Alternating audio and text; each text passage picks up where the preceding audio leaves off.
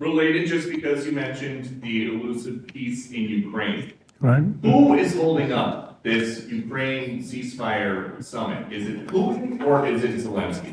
Well, I think it's that one is, as you know, we've been working on a lot of these deals. We've closed every single one of them all throughout the world, and that's the last of them. And they're losing, Peter, about 6, maybe even 7,000. Give me a hell yeah! Soldiers every single week. Russia, as you know, lost almost 25,000 over the last month and a half, and Ukraine lost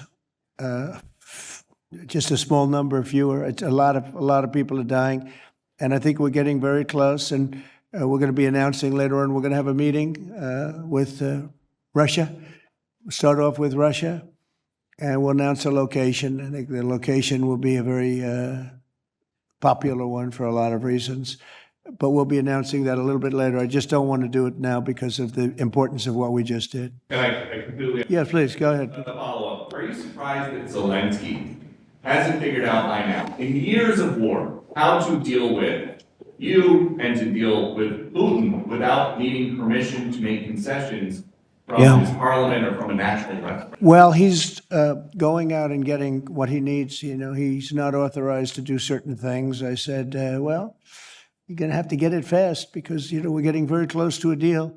And he's doing that, and he's working with the European nations, and they're terrific people, terrific leaders, NATO.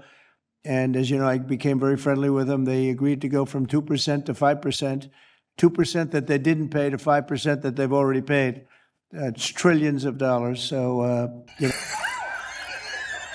you know, we're working together very closely. But no, in all fairness to President Zelensky, he's getting everything he needs to assuming we get something done.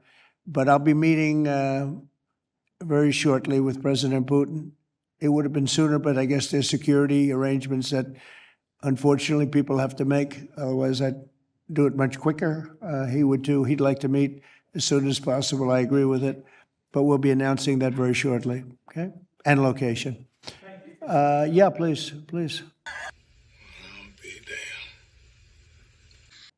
Mr. President, with this meeting with Putin, is this Russia's last chance to achieve peace? And do you expect Ukraine to make any type of territorial concession? Yeah, I don't like using the term last chance. Look, it's, you know, I will say that Europe wants to see peace. The European leaders want to see peace.